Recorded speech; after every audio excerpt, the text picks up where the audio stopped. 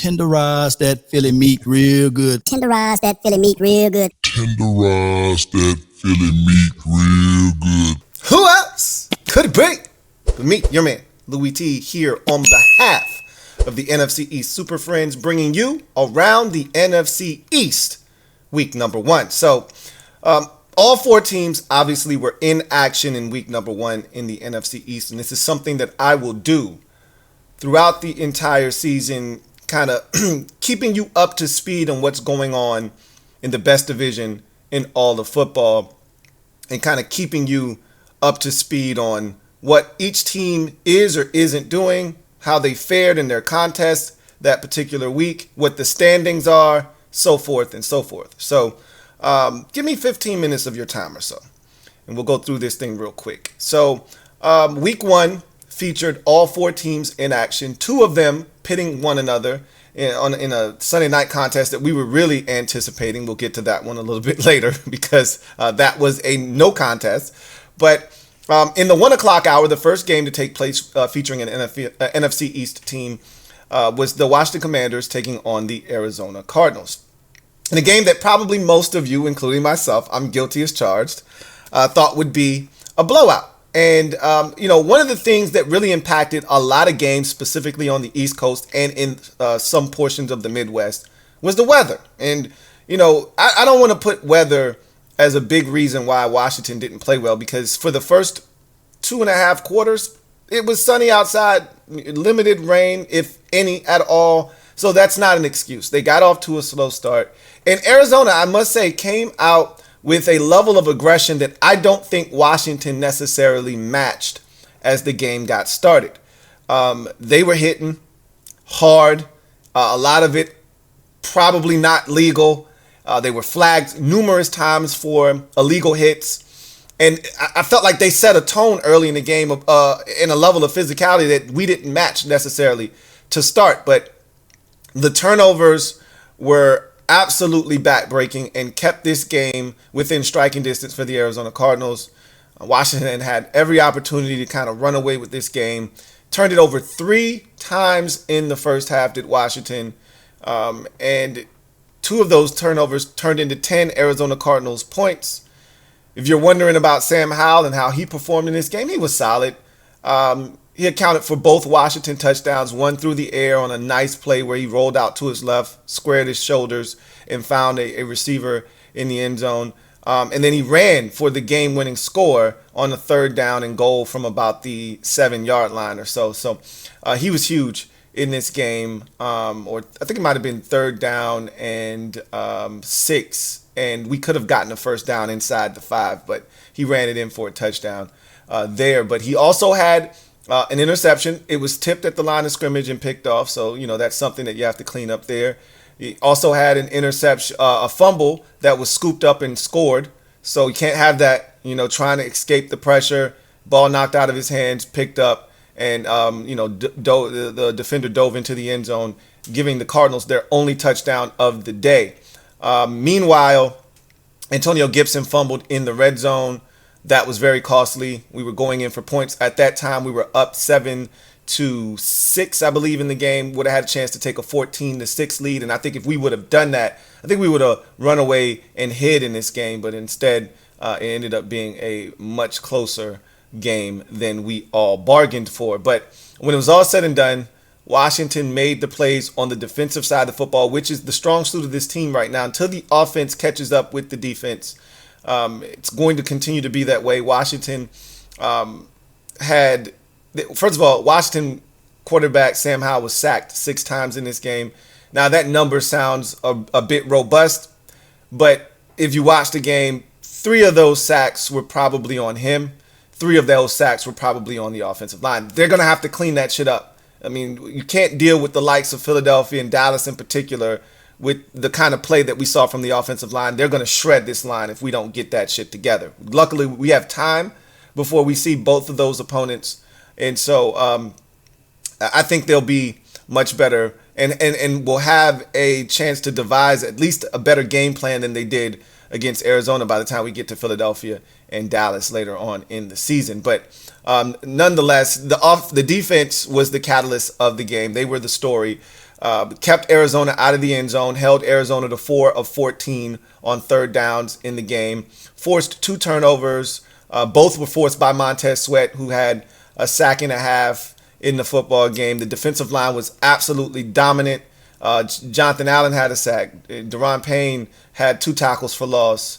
I mean, they were unblockable up front in the second half, in particular the fourth quarter, when they literally took over this game and single-handedly handed the offense every opportunity they needed to win the football game, and preserved the victory with a pass breakup on a 4th down late in the game by rookie cornerback Emmanuel Forbes to hold on 20-16 over the Arizona Cardinals. I will say this: the Cardinals are trash, and I expect every team in this division to beat them. But if you think you're just going to show up and they're going to lie down and you're going to trample all over them, you have another thing coming. But they should lose to every single team in this division.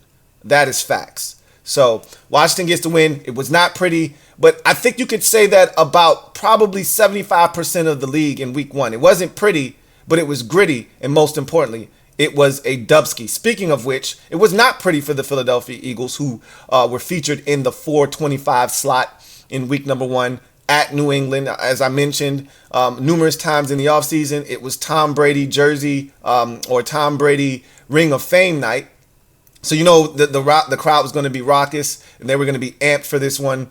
And it did not start well for the home team, as the Eagles came out and set the tone early. Long drive to start the game off, resulting in a field goal. But, you know, at the end of the day, that I think kind of set the tone early on in the game. Patriots come out, they try to respond. They put together a nice little drive, and then a ball goes through the hands of a receiver right into the hands of Darius Slay, and he does the rest. 70-yard pick six, and just like that, it's 10-0. The very next snap offensively for New England, they throw a pass to Ezekiel Elliott, and you welcome him to the AFC East and treated him like he was still in the NFC East, forcing him to fumble. You pick that up. 4 plays later, you're in the end zone, and just like that, it's 16-0 to start this football game after the missed extra point. So, I mean, that's a hell of a start, first quarter, right? And I asked myself this because Dallas did the same thing to the Giants, 16-0 in the first quarter, and the Patriots could have gone into a shell like the Giants did, packed their things, and said, hey, we'll try again next week. But they fought. Now, I asked myself, would last year's Eagles team had allowed this game to be even remotely close? Because the Eagles did this a lot last year. They jumped on teams, they dominated them in the first half of games, and suffocated them with their defense in the second half, and pretty much won the game comfortably. We saw them do that multiple times last year, where they would score 24 points in the first half and be up 24-0 or 24-3, and then just suck the life out of a team with that defense, that pass rush.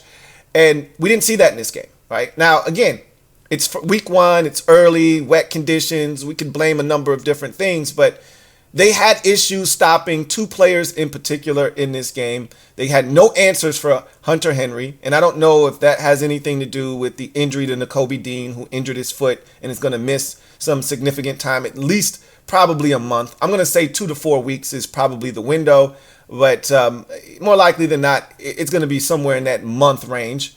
So you had trouble guarding the tight end. Hunter Henry had himself a hell of a day. You also had issues with the former 49ers wide receiver. Can't think of his damn name right now. But he was putting in work against you as well. But at the end of the day, they scored 14 points in the second quarter, and by half, it was 16-14. And that's not what we're accustomed to seeing from the Eagles. And I've said this all offseason. I don't think this defense is as good as it was last year. And it has nothing to do with your defensive coordinator, Sean Desai. I think he's fine. I just think the talent overall on the defense isn't as good. Now, with that said, it's week 1. You're integrating new pieces and parts. You're still trying to figure some things out. And we'll see how everything kind of works itself out as the season goes along. James Bradbury getting a concussion. Now, that was suffered later on in the game. So, again, don't think that was a part of the struggles defensively for parts of this game, because he was in the game. Nakobe Dean was in the game early in the game. So, at the end of the day, Eagles were right where they wanted to be. I thought there were some coaching blunders by both teams in this game late. So I thought it started with Bill Belichick. And, going forward on 4th and 15, I thought that was a dumb decision when you got 3 timeouts and you got the 2-minute warning, which will act as a de facto 4th timeout. Same thing we saw Andy Reid do on Thursday Night Football, which I thought was idiotic, going for it on 4th and 20, and then having a false start penalty and a chance to rethink this, and then going for it on 4th and 25 with 3 timeouts and the 2-minute warning. It just doesn't make any sense to me. You punt the ball, especially being in the position that the Patriots were in. The Chiefs, it was dumb because you just needed a field goal to tie the game, or win the game, excuse me. For the Patriots, they needed a touchdown, so you need better field position. So you going for it on 4th and 15 from damn near midfield is dumb.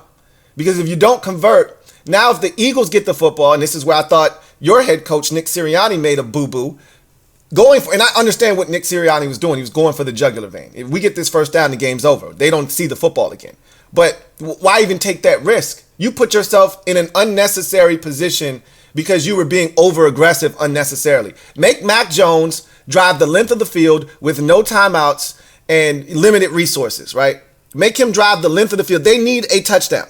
Make him drive the entire field. Don't go for it and give them back the ball essentially where they gave it to you and allow them to essentially just need a couple of big completions, which they ultimately got to put them in a position where they could potentially take shots into the end zone. I thought it was a bad decision by Nick Sirianni. You should have punted that ball away, right? And you should have made the Patriots drive the length of the field. But that's not what happened. That's not what Belichick did. He went for it. He didn't get it. And, it put them in a position where they could have had more opportunities late in the game, and maybe they would have had a better opportunity of getting closer and taking some shots at the end zone and potentially winning this game. But all in all, I thought that there were some solid performances. Your receivers looked good. Hurts was fine. He did have the costly fumble late that allowed the Patriots to stay in the game. But overall, solid performance by him. Nothing out of the ordinary there. Rushed the ball well. Threw it solidly. I didn't think that you guys did a good job of integrating your newest weapon, DeAndre Swift, in this game. Only 2 targets for him in the past game. He had a drop on a shallow cross on a 3rd down. He wasn't going to get the first down anyway, but still catch the damn ball. But overall, I thought it was a solid performance by the Eagles. Nothing, to write home about. It's the first game. You're on the road, tough environment. I told you guys that this was going to be a tough game, and it was going to be a lot closer than you thought it was going to be. But I thought you would win, and that's exactly what you did, 25-20 to go to 1-0. Now, in the nightcap in the NFC East, we had Dallas and Giants at the Meadowlands. This was supposed to be a big-time matchup to cap off the Sunday action. Queen Latifah came out, sung a beautiful eulogy, as I talked about during the overtime, because it was a funeral, is what it was, Dressed in all black like the Omen. Queen Latifah sung, like I said, she gave a beautiful rendition of, going home, which the Giants did in that game. They went home to see their football maker. And I thought that some of the Cowboys did a beautiful job of eulogizing the Giants. Tony Pollard had a couple of touchdowns, beautiful eulogy. I thought this young kid, Thomas, who blocked a kick and then had a couple of pass breakups and did some things in the game. I don't know. He might even gotten himself an interception. I thought he had, he said some beautiful words as well. Brand new guy to the NFC East, Stephon Gilmore, came in, and I thought he said some nice things, shared some warm words as well on the behalf of the Giants. And ultimately, I thought the entire Cowboys defensive line, very moving. The speech that they gave as they harassed Daniel Jones the entire evening. And it was embarrassing is what it was if you're a Giants fan. Flat out embarrassing to come out in week 1 on national television in front of the entire nation and get your ass handed to you in your own building and don't score a single point. If you're Dallas, that's as good of a 3-phase ass whooping as it gets. Special teams blocks a kick and returns it for a touchdown. Defense gets a pick six, runs it in for a touchdown, and the offense did whatever the hell they wanted to do, particularly on the ground. Dak was solid. I don't even think we really got to see Mike McCarthy's offense because they didn't need to really do anything extravagant in this game. Everything that they did pretty much worked, and if not for a couple of drops by the tight ends of the Cowboys in this game, they'd probably score 50 in this game, and this thing is even worse on the scoreboard, and Dak Prescott's numbers probably look even better. But that's besides the point. Dallas routs the Giants 40-0 in this game. I was embarrassed for the Giants, and I'm not a Giants fan. But that didn't stop me from laughing. You know, I saw something that was really funny, and I thought I'd share it with you guys. This was a tweet that someone sent to me, and it says simply, "Have you scored yet this season?" And 31 teams are circled in the yes category. And there's one team that just quite hasn't cracked the scoreboard yet. Man, they just missed it. Just missed it. That's the New York Giants. Not yet. Not yet. But maybe next week. Maybe next week they'll do it. Maybe you'll get after them next week. So let's talk about next week before we get out of here. So those Giants will be taking on the Arizona Cardinals next week in a must-win game. I just talked about the Arizona Cardinals and how I think this entire division will sweep the Cardinals. I think the Giants are going to bounce back next week. But I just told you, if you think they're going to lie down and it's going to be easy, you got another thing coming. If the Giants can't play better than they did on Sunday night, they will get their asses handed to them by this Arizona Cardinals team. They're aggressive, they're physical, and they're going to play hard, okay? Because they've heard all offseason that they suck, that they're going to be in the Caleb Williams sweepstakes, and they're not trying to hear that shit. So it's going to be interesting to see what happens. And guess what? Their head coach knows this Giants football team from playing in the division and coaching in the division last season. So I expect this game to be a lot closer than the Giants fans think. They need this one bad, but I think they'll get it ultimately. Meanwhile, the Dallas Cowboys will be taking on the New York Jets. Obviously, Aaron Rodgers' injury changes the dynamics of that football game, but it doesn't change the fact that that Jets defense is filthy and it's nasty. And I think you can run on Dallas. LB's been saying this the entire offseason. You can run on Dallas. I don't think that has changed. They're still light up front. I don't give a damn about Jonathan Hankins. The Giants early in that game were running right at Dallas and having success. You can use that speed against them. That Jets offensive line isn't great at pass protection, which could ultimately be the difference in the game because Dallas can get after the quarterback and Zach Wilson may do some stupid shit with the football. But if that big-ass offensive line that features damn near 400-pound Mekhi Becton leans on that small-ass defensive line of Dallas, it could be a long day. And we saw what Breece Hall and Dalvin Cook and company are capable of doing if they get some holes to exploit. So that's going to be interesting. See what that Jets defense does against this Cowboys offense. That should be fun as well. Don't sleep on the Jets, even though it seems like the balance of power shifted to Dallas with the injury to Aaron Rodgers in that game. Do not sleep on the Jets in that ball game. The Philadelphia Eagles are having a quick turnaround. Thursday night football, kind of a similar spot they were in last year, except it was Monday night, not Thursday night, but it's the same opponent at home, Minnesota Vikings, who coming off of an ugly loss at home to the Tampa Bay Buccaneers, in which they turned it over 3 times. They self-destructed in that game. Otherwise, they would have won. Kirk Cousins was outstanding in the first half, damn near threw for 300 yards. Justin Jefferson was outstanding, damn near had 120 yards in the first half. Kirk almost had 300 in the first half, yet the 3 turnovers were backbreaking. They turned it over in the red zone. They gave away opportunities to put points on the board, and they lost 20-17 to Tampa Bay. Again, this to me is going to be a real litmus test for Philadelphia in terms of me kind of looking at how they performed last year and how they're going to perform this year. Because last year, they had a similar situation. They were blowing out Detroit in week 1. Detroit came back, made it interesting, and Philadelphia had to hang on for dear life. They were blowing out New England, and then New England came back, made it close, and then the Eagles had to hold on for dear life. In week 2, they put their foot on the necks of the Minnesota Vikings early and often and won that game comfortably. I want to see if they can do the same thing. The Vikings have brought reinforcements this time. Remember, there was no help for Justin Jefferson last year. This year, they got the kid from USC. who scored a touchdown in week 1. So they feel like Jordan Addison is going to add an element there that's going to allow them to maybe balance the football field a little bit more. And I'll tell you this much, Justin Jefferson was embarrassed by that performance last year on national television. He's out for revenge. He looks to be in rarefied form.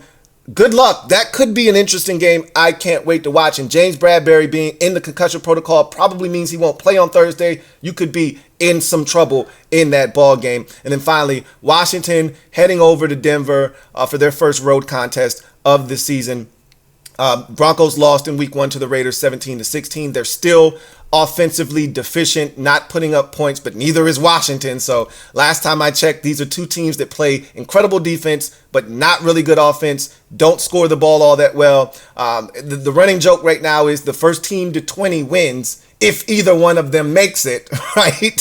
So very winnable game on the road for Washington, very losable game on the road for Washington if they cannot play better than they did in week 1, especially limiting the turnovers. If they can't take care of the Duke better than they did in week 1, they will suffer their first defeat of the season. If they can take care of the ball, do some of the things that they did well in the game in week 1, and have the defense give the same performance that they gave specifically in the second half of this game, primarily the fourth quarter in particular, they will have a very, very good chance to get to 2-0 on the season. But we will see how all these teams fare, and I'll be back next week to break it all down. That's going to do it for me, your man Louie Tee, here on behalf of the NFC East Super Friends. You guys know what it is.